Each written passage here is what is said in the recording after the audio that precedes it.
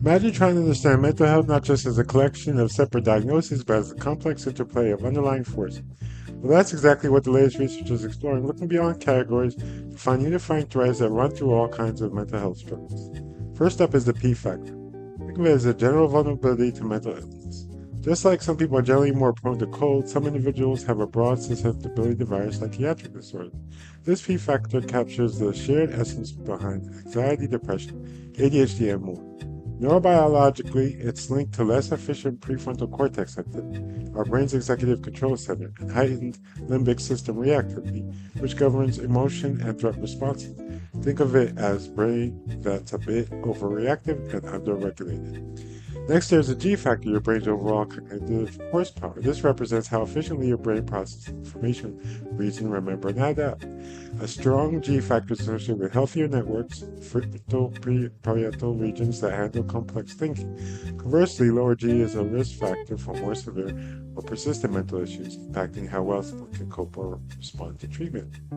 Then we have maladaptive schemas, deeply ingrained stories or themes about ourselves and the world that develop early in life. These are like mental templates filled with beliefs such as I am unworthy, world isn't safe, or I will always fail, developed from childhood experiences, especially when needs for safety, connection, or autonomy go unmet. These schemas become rigid, activated by specific triggers, and often lead to intense feelings and maladaptive behaviors. Imagine them as emotional blueprints that shape how we interpret everything around us. Now here when it gets fascinating. These three constructs, PG and schemas, are not isolated islands but interconnected. Think of schemas as a bridge connecting the vulnerability captured by the P factor and the cognitive capacity represented by the G factor. A person with high P vulnerability and rigid schemas might find themselves stuck in negative patterns, while someone with a strong G factor might better challenge and modify these schemas.